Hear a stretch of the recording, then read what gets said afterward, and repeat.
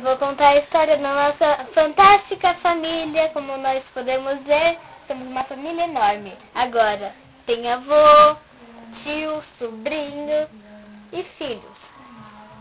Então, vamos lá. Tudo começou quando eu e ele se casamos. A gente nos casou. Bom, e daí tivemos nossa primeira filha. Ela se chamou... Ela se chamou Isabela. E suas primeiras palavras foram família feliz.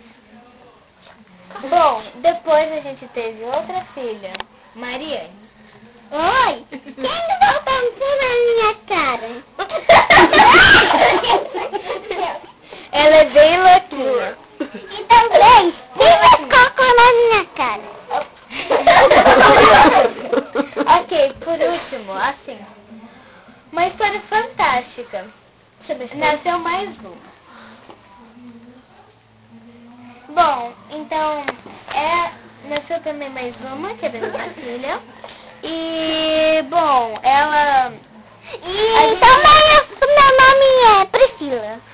Tá bom, daí assim... Tia, corta. A Maria não está sabendo. Tia, deixa, Bruna.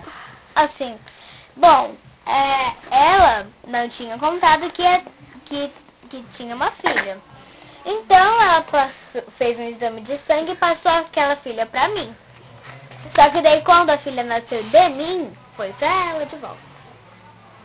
E o pai? O que o pai declara?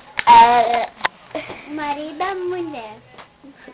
Sabe o que o pai declara? O pai declara que agora somos uma família bem feliz e unida.